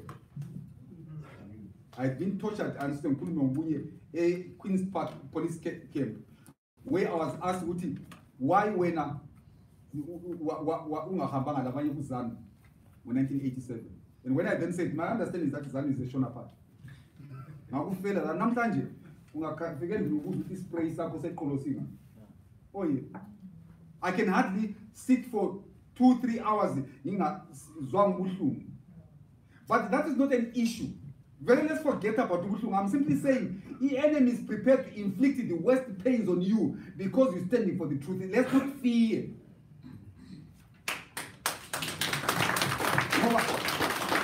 Even if they were to kill you, they will not stop the demand for justice. So I'm then saying, looking at this, the bit of testimonies that were given here and what I've also added, to say that, do you think ZANU-PF created the NPRC in order to achieve justice? My answer is no. It's a fluke. It's in order to distract abantu material from demanding justice. Forget about the NPRC achieving it. If anything, NPRC died in Mzukwana, Rainbow. That was the end of NPRC. And I hope the number of resolutions anyway they'll take into account the fate of the NPRC. There's nothing genuine in Konapana, particularly when you look at the commissioners. Commissioners won't come ashore. So what does it say? When you say the group that became beneficiaries of this operation then must preside over the investigation. No, we are not mad. We simply are not mad. So I'm saying the NPRC, there's no hope. Mina, I'm one of the people, but I lived through the nightmare of seeing the fail.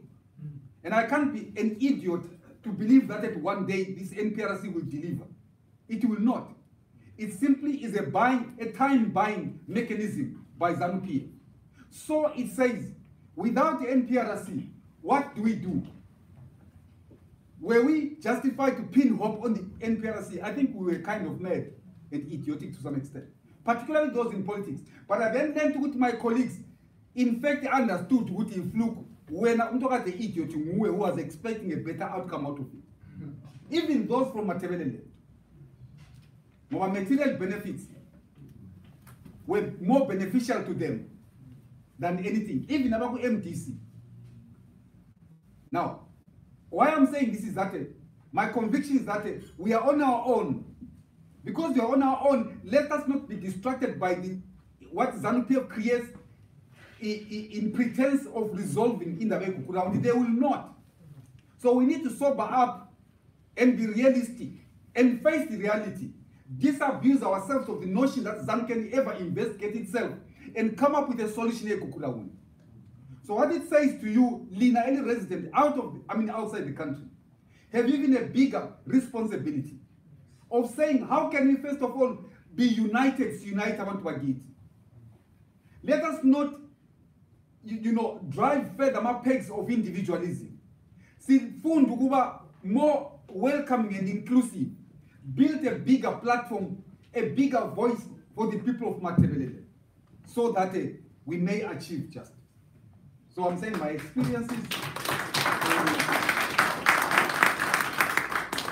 Baba,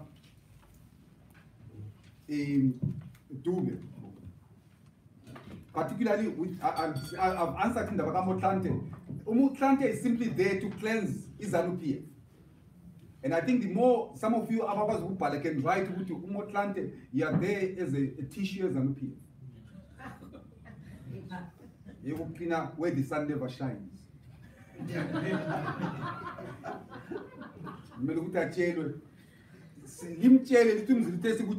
Pack your bags and go. When you be talking about this, and I wish you good luck with the organizing on their doorsteps. Yes. South Africans, you are disgusting.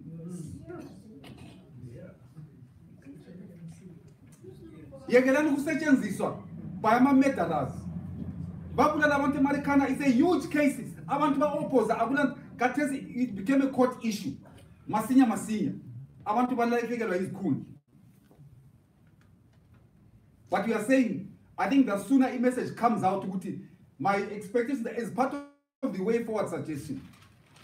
Let us dethrone abantu abazibeka lapha ezitulweni zobukhosi besithi bona abazelungisa indaba lokuzele kukhulauni.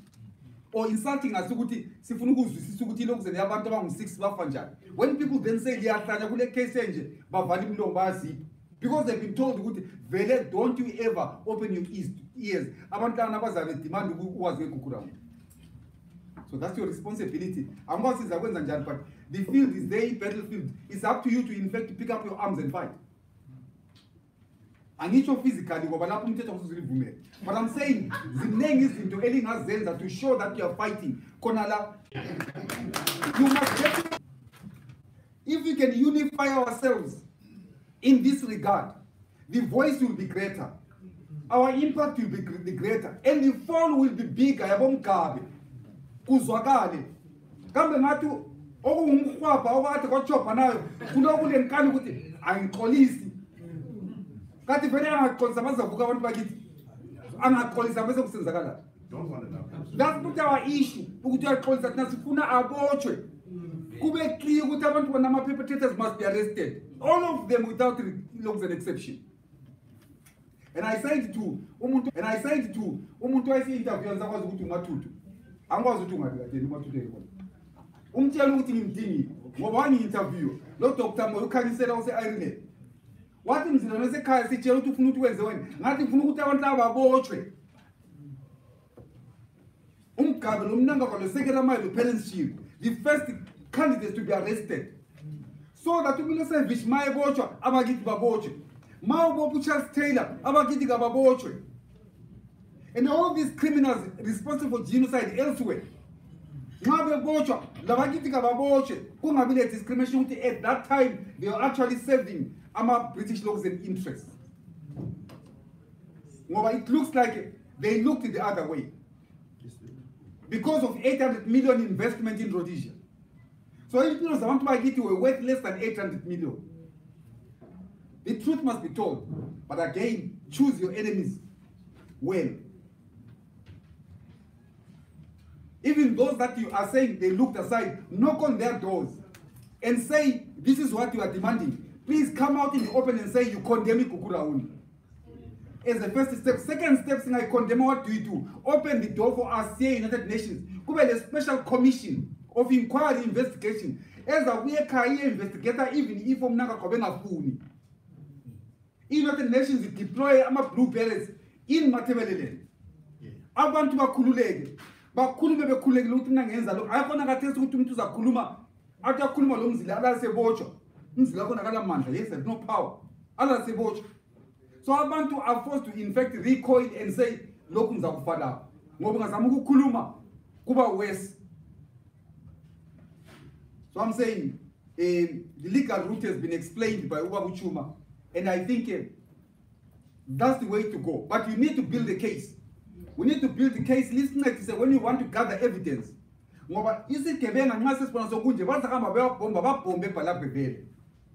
have pictures as nama coordinates of the bombing of immigrants in Palau. So they want to destroy evidence. But is a one to destroy nayo ukuthi abantu sibambene into enzakala ekhaya silitshela ukuthi lapha kwenzakala niliphangize litshela umhlaba kwazakala ukuthi kwenzakala lokhu la lokhu. And of course we have respectable people here, our media, or Donald Trelford, who was working for the Guardian Observer newspaper, working for Tiny Roland, who owned almost 90% of Rhodesia. Tiny Roland, he's late now. But even Ganebake, Lord Carrington, Prince Charles, when to go to Donald Trelford as a chief, the article I put out, the first article I exposed to the British people. And you need to build a relationships as part of the way forward. Identify them. I'm a correspondent at the British Broadcasting Corporation, who in fact investigated these things and recorded them. Knock on their doors, bring them over. I'm academics who keep coming home to investigate, to make research. They are here. Knock on their doors. Make them, get them onto your side. What information about will be useful at some point, but it will help you with St. Andrews. Magu issue can be raised. We Edinburgh and confront the academics of Chancellor of Edinburgh University and say, "Sifuni degree, Eli Nigum Kabe, keep back. You know, these, what may appear small, but they are very powerful developments. So without being confrontational, but being, you know, positive in what you are doing, that you are confident that this will contribute towards the resolution of the case. In Kulumelagin, Tinekaya, I think what you will have to figure out what you will but the local Chava Kamuli Abulanda. Nzamilo Muyati science that is the Madokuzel, stem cells of soup. So, but I'm saying, if you can be resolute, say encourage Amante Kaya, talk to people, engage them, whether they are professionals, talk to them. We had this conference, we resolved this. Please talk to the other people. These are the resolutions. I want to make it networks between political parties, between civic organizations, between church organizations, between youth organizations, women's organizations. Let's make it a huge, you know, a battlefront. And that way, I think we'll be able to get where we want. I'm sorry to have taken so much of your time, but some would say the African tour, the sun shines for 12 hours, so it's before 12 hours. Thank you.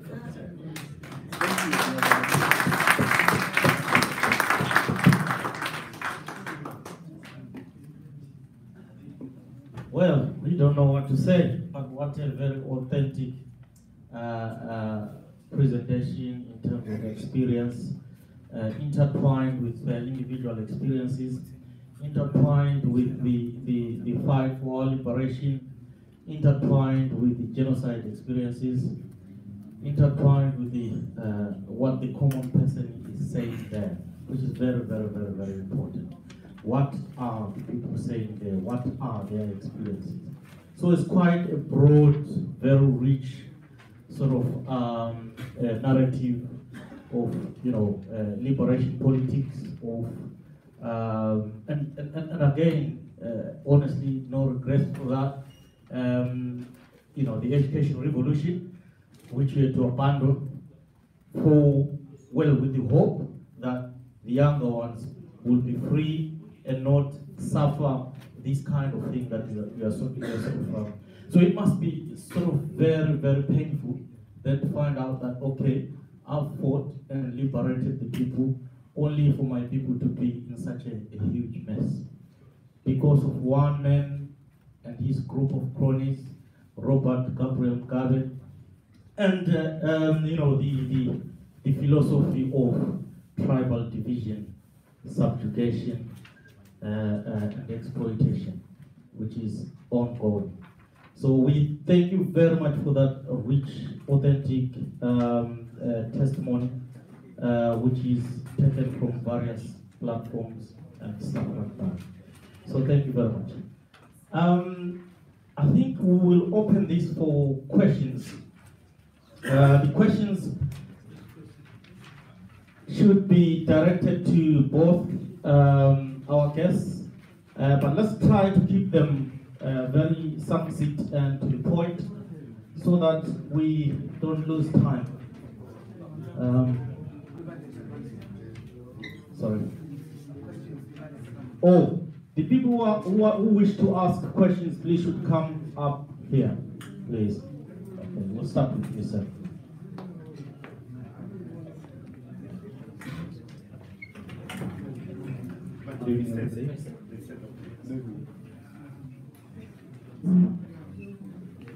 My name is Kumar. I'm a member of TGT and I'm working with ICPPG, International Center for Prevention and Prosecution of Genocide, TGT, Transnational Government of Tamil Nadu, National Liberal Party and National Council. I'd like to ask two questions. Number one, how you are going to educate your people to come forward for giving the witness, give the evidence. How are you going to do that? And second one, are you going to set up any independent body like ICPPG to take evidence from the witnesses? The witnesses either may be direct witness or indirect witnesses. So those are the two questions. Thank you.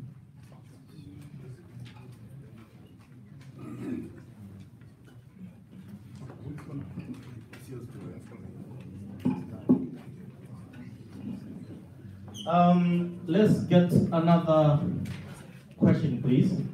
Take about 2 or 3 questions. I feel like apologizing, but I don't want to apologize. For some of us, we have come to the conclusion that we are dealing with a treacherous people. And I don't think we will be able to trust them ever again. Is it right for some of us to think this is the time for us to go back to our nation and live separately from this violent, treacherous brood of thieves and murderers? That is my question. Thank you. Thank you. Okay. All right. Let's then try and deal with the two questions. So, who is happy to take the first one?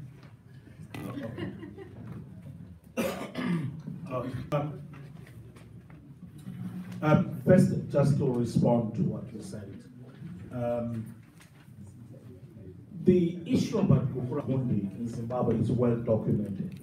For example, we have a very comprehensive report called The Breaking Silence, which is got so detailed. For example, like I said, on the end of this month, I'm doing a presentation in Switzerland for the United Nations.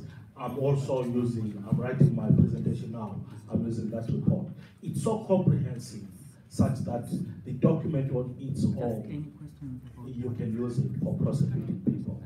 It clearly states, and above all, like what Mr. Mzela said, people who lived the Gukurahundi experience are there.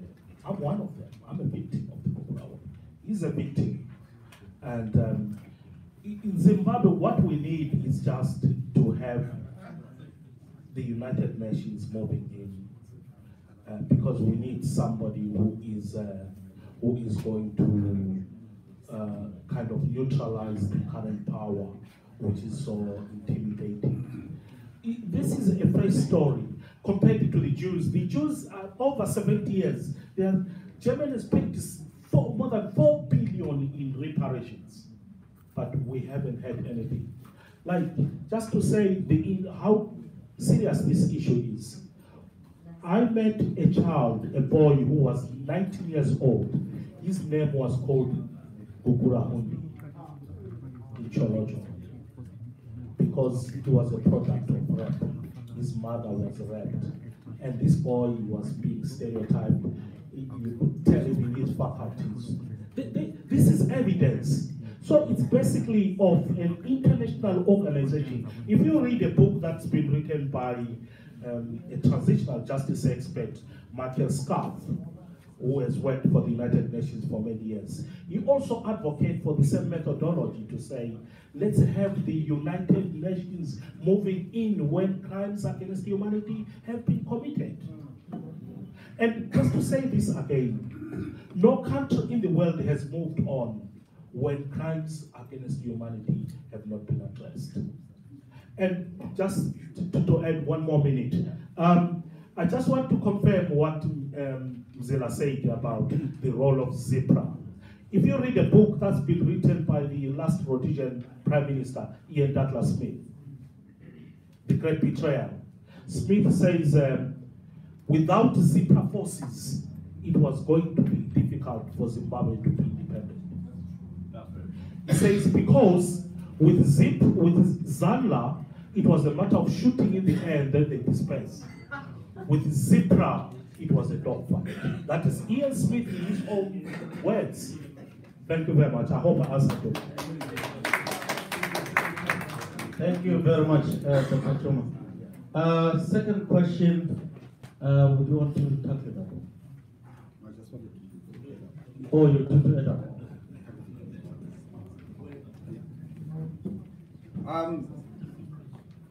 I think we are faced with a very difficult situation where the population or the victim nation has been so traumatized that what rules their thinking is more of fear concerns than anything else. So anything else that falls far short of an external intervention to give them the confidence and the trust in their security after giving evidence, they will not open up. And I think this is an important question to say, how will you prepare your Matabele public to be able to open up and give accounts of what they went through? It's an important question. I can't remember the second question. The issue of those that, can you address again your question? My question is... He asked two questions. Oh, you asked two questions. Okay, awesome. All right, your second question. Sorry. Are you going to set up any independent body? Because when you go to punish perpetrator in ICC, International Criminal Court, we can't say that we got a document. We need evidence. So for evidence, we need witness. So it may be a direct witness or indirect witnesses. We need to collect evidence from every witnesses, as many witnesses as possible. So without those things, we are not going to get justice from International Criminal Court. So like TGTE, in TGTE we got ICPPG, International Center for Prevention and Prosecution of Genocide. We have collected so many evidences and we have submitted to ICC. And we are going to bring all the perpetrators into justice from International Criminal Court. Similarly, do you have any plan to set up independent body? They must be trained to get evidence from the witnesses. Do you have any independent body to do this process? Yeah. That's my second question. Thank you. Actually, can I address that? Yeah. The issue of evidence collection, because I've had some experiences with yourselves, I've been invited there. At some point, actually, was trained on that program of evidence collection, and it just showed me, or it opened up a window of how far back we are as the people of materiality in trying to get ourselves moving. So rather than endlessly complaining, we now have got to start a serious program of evidence collection. So that experience that I got, now the agenda of evidence collection is within a rolling program of this organization. Okay. And I was speaking to Mzila last night. I think we were talking about that, about how important this whole thing is. And we also, he's been talking, consistently talking about alliances and joining up things and stuff like that.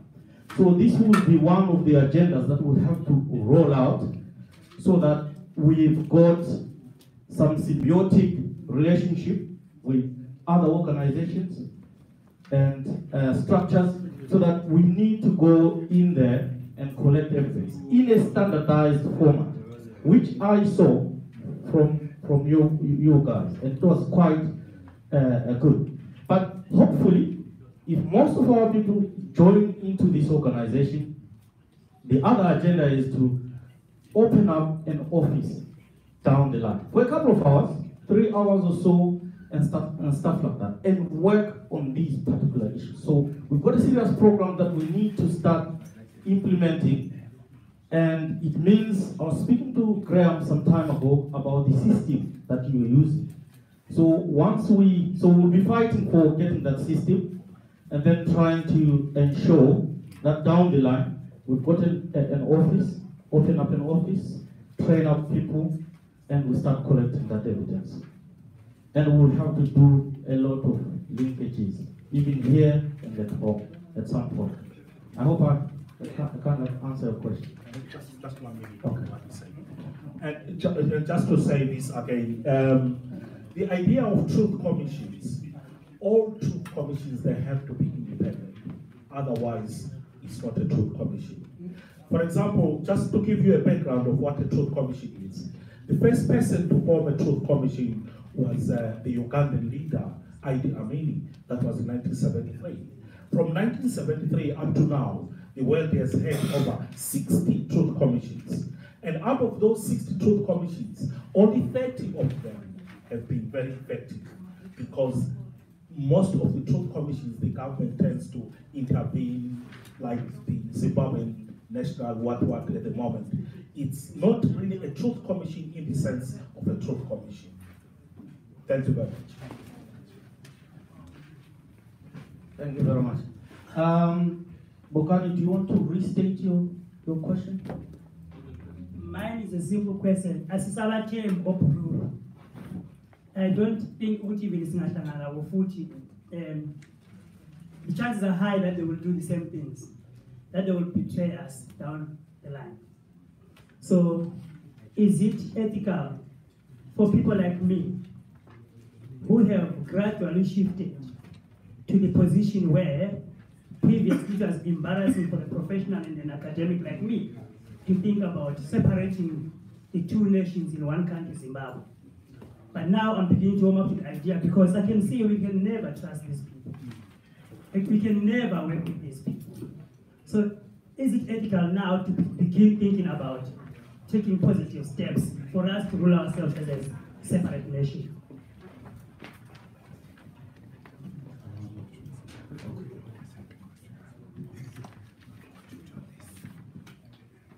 The issue of self-determination is perfectly correct. I mean, right. It is a human right enshrined in the charters of the United Nations. And it is the United Nations language that talks so extensively about self-determination. When you talk about fundamental human rights, self-determination becomes one of the critical features, prominent features of the human rights charters. And so, the reasons why Mugabe and his cohorts would in fact commit a crime of this magnitude is to frighten the people of Matabeleland away from enjoying the benefits of the rights enshrined in the charters of the United Nations. But it is up to us, to go back and say, in view of the crimes committed, I'm just giving an example, we think we don't trust these people anymore. How you are going to do it, you may actually start with a referendum here and say, no, we need a referendum now in Zimbabwe. And the referendum will frame two questions. One for the people of Mashonaland to say, do you really want to live together in the same country with the people of Matabeleland? Let them vote. And ask them to say, in view of what has happened, where you take land from Matabeleland, you take job opportunities, business opportunities, you enjoy your culture where you speak your language at the Philapusi, administrator's office more than the Ndebele. Where you speak Shona in Binga, administration offices more than Tonga. Where you speak Shona in Bike Bridge, administration office, DA's offices more than Venda. Do you think you really want to live with these people in the same country? Frame that question. And it is up to us to start maybe demanding that referendum. But you also frame a question for the people of Matabeleland. Do you want to remain as part of Zimbabwe? It's a civilized way of doing things. You have not called for war. Other people would have fought. There's somebody called them raised on Pasipanoja. Livonili article raised on. I want to be sure that then I know that you can share the article. He's a Shona and Mazio. He is saying in that article, the people of Matabeleland are right to demand an exit. In answer to your question, Bob. In other words, already there's an expectancy from the camp of your enemy to say, surely when you subject people to this kind of treatment, it would not be horrendous to hear them say, aye, gentlemen, let's put a border in between. And let the two peoples, you know, the mechanism can be played out so that the demographics that has in fact caused a movement and an avalanche of the people of Shona extraction to settle in Matabeleland. They have taken our land. Land alone becomes such an emotive issue to cause people to say, we don't want to live with you. And we want our land. And we want to hear you say that those who have taken land from Matabeleland, please leave and go home. Yes. I mean, I would not find that surprising. Because in the hearts and minds of all the people of Matabeleland, this question rings continuously. Everybody, you talk to people, elderly people and who know the pain of love, they'll say, when I'm zila, is supela. As if it's easy. It is not quite easy. But what we need to start with is a resolution to say, which way do we go? As part of the contribution. I mean, I'm saying it's a question that should be put on the table to say, Is it wise to think that you will live in a Zimbabwe ruled by Chamisa? Do you think you will be any different than living in a Zimbabwe ruled by Emerson Mnangagwa, Robert Mugabe, or Chiwenga? Sisbuz, if it frightens you to say Chamisa will be not any different because he invites mayors to come in to be interviewed in Harare, so that they understand what their mayors of Victoria Falls and Bulawayo. The employer is Nelson Chamisa Eshona at Harvest House in Harare. Is this the tribal relations that you want? No. Tribal relations cannot be skewed in favor of another person who enjoys the benefits of what the country offers. And so I'm saying, it's another dimension. Thank you so much for bringing it up, particularly coming from Zapu.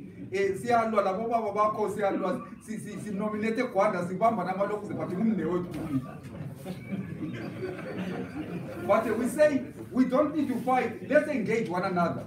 And it is right that you raise the question, say, let's engage one another under the circumstances. Is it worthwhile to say that we are going to continue living in this country? Thank you. Thank you very much. Next question. Oh, I'm coming.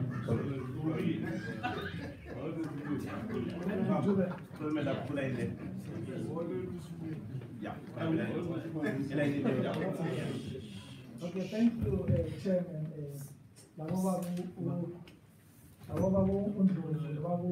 There is something Oba Uchuma spoke about that the report from the Catholic Commission. Yeah, silence. Yes, that's what. I really appreciate what the Catholic Church did, including those guys who did quoted. But I don't know, since Oba spoke about research, I think it's something so important because I didn't read the whole document, but when I read that document, the narrative, some of the things, really, I wasn't happy about them because it seems to trivialize. It seems to trivialize like the extent of the tragedy. Because the wording sometimes, in some cases, the wording says there were disturbances and at least 3,000 people were killed. I don't know how, as academics, we can change that narrative so that it doesn't trivialize the tragedy. Then the second thing is like I've realized you spoke about the media, which is the state media. I also thought about the role of the independent media. It has never been our ally, to be honest. If you look at what happens to the young people these days in Zimbabwe, if a person from our side is arrested, they don't rush to help like when it happens, when someone from Harare is arrested. That includes even civic organizations, human rights lawyers. Whenever someone is arrested from that side, they flood the police station and volunteer their services. But whenever something happens on our side, we find ourselves like it takes 2 days, 3 days for help to come. My question is to, especially to Babu, how can we help? Because as we are here, sometimes we see those young people, they go to hospital, they need money for bail. I always ask myself, is there any like maybe a fund where we can put at least, I always ask personally, say, how can I help? But I don't know how. I can maybe put 20 pounds, 50 pounds to help those young people. Because we have seen what's happening there. They are fighting our cause and we need to help. And the third thing again, can we have a date for the embassy, South African embassy, please?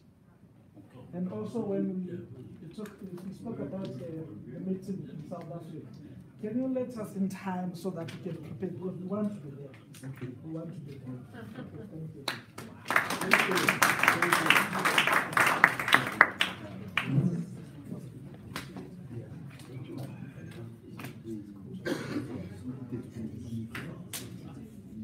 Yeah.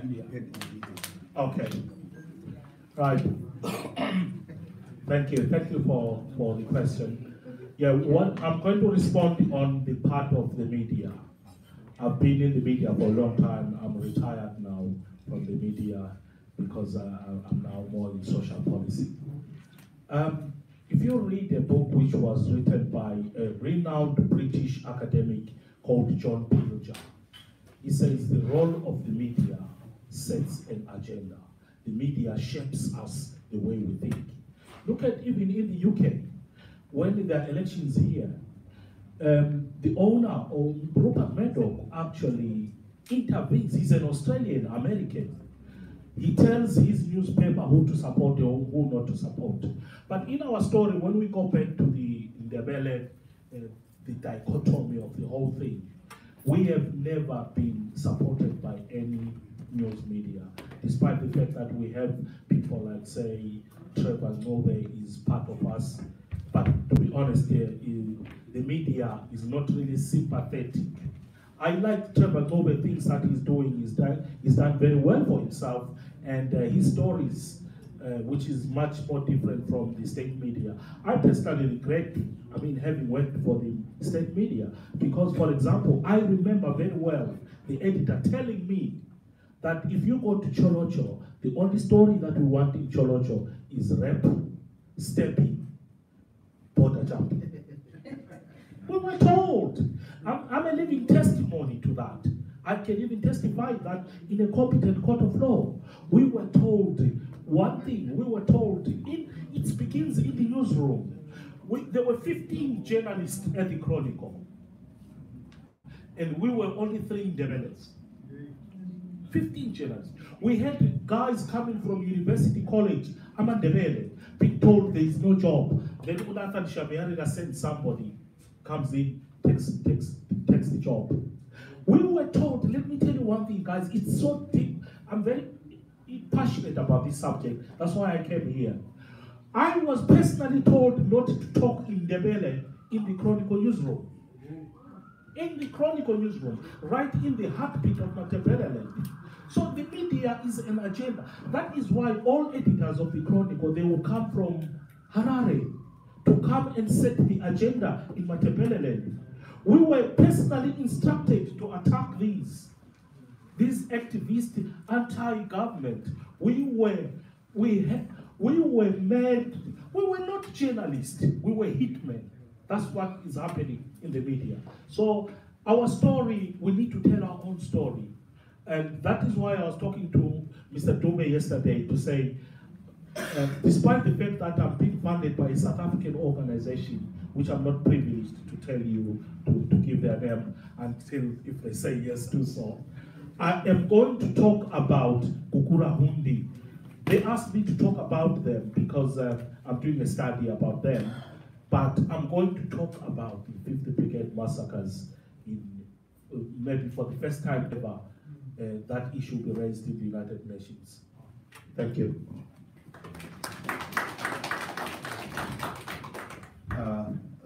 Thank you for, especially there is a question which came, it's part of it, which I'm really prepared to answer. How do we deal with the brave young boys who demonstrate and get arrested at home? I'm happy you raised that question. It's him. And Van Valiti. Can we now make a resolution?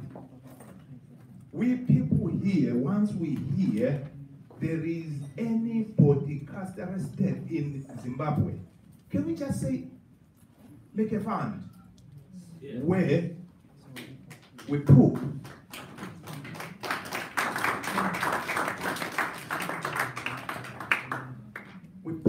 a certain amount, whether we trust Abameli or whatever, I'm not sure. We'll have to really go deeper into that. Or whoever is having a voice for Umtwarazi. Me, I enjoy calling Imatebele Umtwarazi region, which embraces us as Tongas, as Mavendas, as everyone. This is what I'm interested. So that the moment that guy, police, the lawyers are there to plead for the bail. And we know the bail for the people of Matabeleland is nothing less than 500. Can we try persuade Abasekaya, Tina Abalapa? These ones, we say they go and swell the courts. Go and swell the courts. Can everyone go with $1? So that when the the bail is announced there. The number of those people, they are the status of, raising that amount. And but Tina, we are just a bit less, at least more privileged than Naban Pekai. Can we raise? Ngama organization, answers and shooting Ngama party. Ama organization at Mtwagazi. Can we, at a stage after this, Sikulumene to have a fund ready? We encourage them, go and demonstrate, boys. I'm sorry, you'll feel the pain. But whatever they need in money, you are there. Like we have previously done, those as Wenza, without, telling people that we're doing. A few of us here, from our pocket, we say, the bail for those boys is here. So I'm urging and asking everyone who's here, can we put that, what we stand for? Those people are not talking for their families, for themselves. They are talking for the region. Can we as a region stand for them not to be locked in more than what they deserve? Thank you very much, Nati. So that's something that we need to take up, please. Let me give the chance to the other guys there, the back, please. Yeah, I'm coming to you, sir. Yeah, you want to come up? Zila, obviously, I'm your product. Yes. You should be proud. The question is, I mean, you've done all these things. Have you considered writing a book?